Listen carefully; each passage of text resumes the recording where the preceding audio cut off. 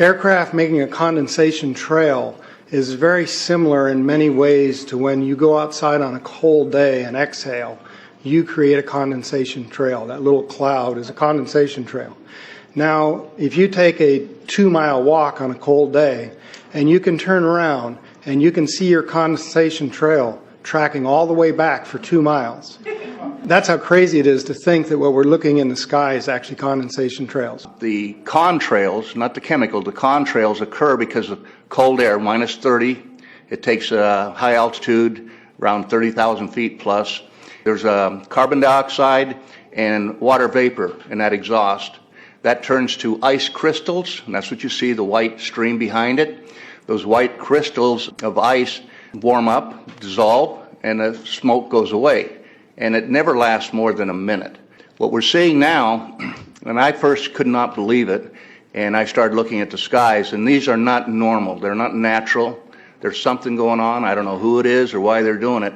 All I can testify is it's not natural and it's not normal. It's got to be some outside influence doing that. Thank you. I'm here to give you testimony that chemtrails, they're not contrails, are indeed real. They're spraying almost every day. I watch the clouds and watch the spraying program going on. I want to tell you that we're in very great danger from the pollution that's coming down over us. And we've been led astray by the military-industrial complex, and they're responsible for the cloud's creation and weather manipulation programs. They're dark operations. That's why they're not out in the media.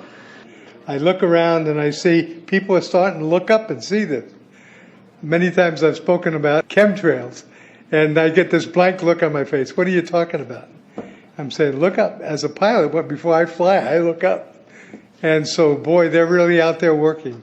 When you look up at the sun and you see a white haze, that is aluminum floating in the air right now, and it's coming from the aircraft.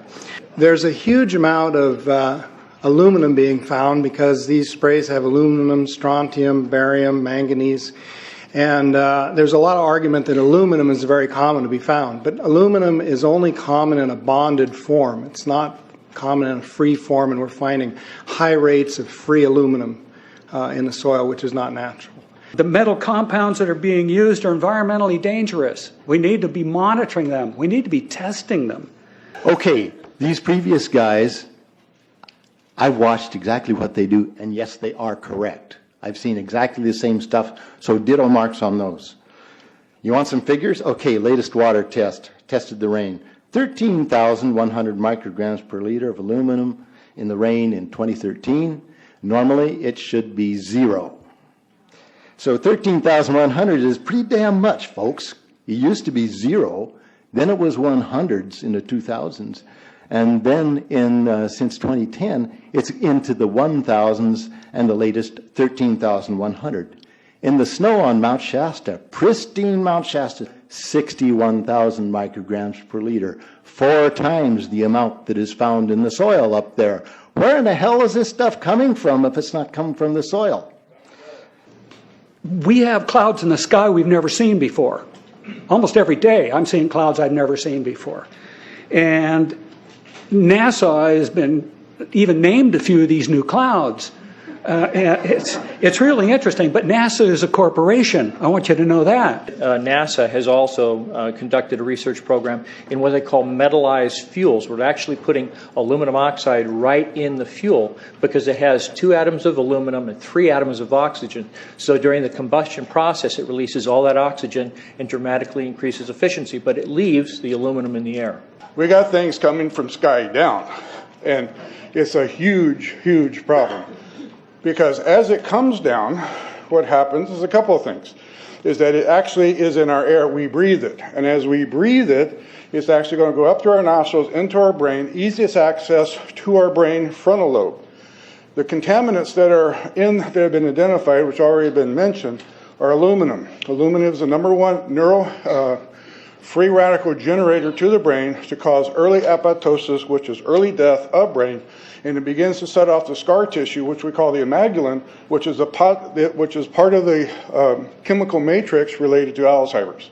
I'm a neurologist practicing in Reading for 17 years, and in the past 5 years, I have seen the number of patients with Alzheimer's disease, Parkinson's, and other neurodegenerative diseases tremendously increased, almost quadruple. I became interested in chemtrails about 8 years ago when I was in Hawaii, and the Hawaiians are really being very vocal about it. I concur about the increasing number of Alzheimer's. They have been able to take the aluminum and micronize it, which means it'll stay up longer. But it also means, and I don't know if any of you have noticed some metallic taste in your mouth when they're spraying, but you inhale that, it goes up through your cribriform plate and through your sinuses and into the brain. As you heard, to spray nanoparticles, very small particles. These nanoparticles, they basically trigger a programmed cell death in the brain, and that is the ultimate path we see in Alzheimer's. That's problem number one, because when we look at the Alzheimer issue, we say those are the old. The real problem is, and the real scare I have, is as I am a father of 2, I'm a grandfather of 3. So the drama is our children. ADD started in the 70s. Autism was not on the radar. There was no documents, there was no information. It was 1 in 100,000 children. Today, what we have is 1 in 48 boys. I was part of the early group that was looking for aluminum in ADD and ADHD. And all of those children that started to develop those phenomena had high levels of aluminum. When we figured out protocols to detox them out, to free the body of those particular contaminants, what happened is that their brains came back. When we do this to the age, it doesn't come back as quick, but it will come back. But I'm seeing Alzheimer's in 56 years old. Back in the 70s, Alzheimer's when you were 80. If you remember 8 to 10 years ago, there was this big move to get rid of aluminum from underarm deodorant because it would cause Alzheimer's. Look what they're doing to us now. I want to give you a little bit of history on the background behind nanoparticles has been described before. A nanometer is 1 billionth of a meter. It's very small. In fact, if you have particles, say, that are 40 or 50 nanometers across, you can take and line 50 of them up next to a single red blood cell. These things are extremely tiny. They're pervasive. The collapse and decrease of agriculture is something I worry about even more than the previous info about autism and Alzheimer's. Believe me, I'm seriously concerned with what I'm watching. As a wildlife biologist, I've been watching the ecosystem collapse. When you lose all your stream organisms, when you have aluminum overload in your streams, you're killing your microbial bacteria and you're disrupting the entire ecosystem. So it goes way beyond just a little bit of pollution. How did Monsanto know to create aluminum-resistant plants? I don't think I've heard anybody ask that question. Okay. Insects. I've done studies in Siskiyou County. They're at 20% of normal. The aquatic insects basically made a nosedive in 2006 to about 20% of normal. So far this year, I've sampled 200 trout stomachs. 98% of them are empty. So sorry about the trout fishing, fellows. The mayflies, stoneflies, dipterus, and caddisflies are damn near gone. The terrestrial sampling is down to about 20% of normal, except for pest species like ants. We're seeing a loss of the major bird species, and as the gentleman said, the ecosystem is unraveling, and Audubon's been telling you that for years. The materials that are going into the environment right now, aluminum oxide nanoparticles and barium nanoparticles, these just happen to be the same materials that they use in nanothermate explosives. And so when this stuff settles down out of the air into the environment, it is small enough to be absorbed through the root structure of the trees in the forest. And so when there's a forest fire, and there will be a forest fire, those fires burn dramatically hotter. The point is that the cost of firefighting, the cost in the healthcare system have nearly doubled in the last 10 years. The amount of acreage is lost because of fires. The impact on human health is dramatic. I personally tested water and aluminum, and I found aluminum had 47 times the normal expected amounts. Strontium had 10 to 20 times the amounts. Barium was 20 times. This is what the stuff looks like here. Collected, it looks, most people just think it's a cobweb, but I tested it. It has outrageous amounts of barium, strontium, and aluminum, but they destroy the sample, so I'm not letting this get away from me. You know, these tests are international. in scope. We're seeing this all over the world, guys. Okay, pH of acid soils is 20 times more alkaline. The aluminum in the soil has doubled in the last 10 years. The rain normal was 5.6. It's 20 times more alkaline. Aluminum blocks essential nutrients. I am unable in my garden to restore normal pH, and that's because nanoparticles are now in the circulatory systems of both plants and humans. The Air Force conducted a study starting in 1993. It was called In Vitro Toxicity of Aluminum Nanoparticles in Rat Alveolar Macrophages. That's a real fancy way of saying testing the effect of aluminum nanoparticles on the white blood cells in the little air sacs in your lung, the alveoli. And what they found in this 8-year study was that these particles, when you're exposed to them long enough, it suppresses the ability of your white blood cells to defend you from airborne infections coming into your lungs. So it suppresses your immune system. But they also found that these same particles, once they get into your system, they can actually go through the barrier in each one of the cells. They get inside the cells, and these particles can actually suppress the ability of mitochondria, which are in the cells that help to gobble up toxins and things that would be harmful to the nucleus and the reproduction process of the cells in your body. These processes are suppressed, and so essentially by breathing this material in, your immune system is dramatically suppressed. I wrote to the federal government because Air Force wrote a book, and on the first page of the book they said, we're going to control the weather by the year 2025.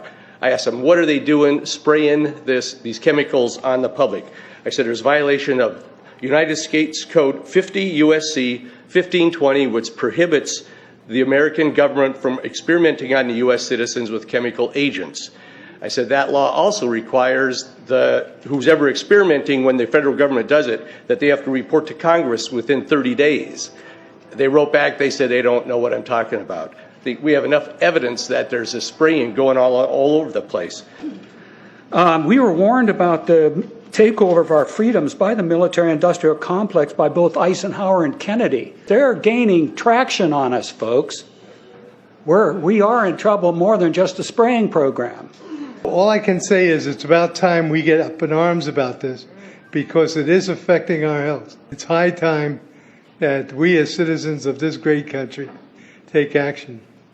Board of Supervisors in Suffolk County, New York, they outlawed geochemical engineering. Hawaii passed an ordinance prohibiting geochemical engineering. I urge you to bar geoengineering in Shasta County and pass an ordinance. At least ask some damn questions. What the hell is all this aluminum doing here? Why are the trees dying? Fishes dying? Why is there Alzheimer and aluminum spiking? And why are these fibers on the ground here in Shasta County? Thank you. Thank you, Mr. Marmon. Today, the Shasta County Board of Supervisors has been the beneficiary of some sincere, passionate, and knowledgeable comments. And I thank you for those. I am in agreement with my colleagues about sending letters and a call for action, but I would hope that we could go a step further. I would like for us to send a copy of this video where all of you spoke today, all 2.5 or 3 hours of this testimony, to be sent to our senators and our U.S. representatives, and also our representatives in the state of California. We'll do that. Let them listen to the passion that came out of this meeting today. Thank you. You have the motion in front of you. I think it's understood. All in favor, say aye. Aye. Any opposition? Motion passes unanimously.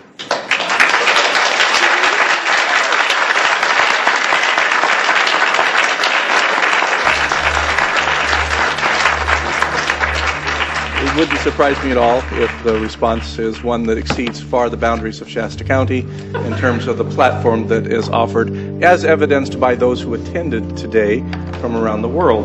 That's very impressive.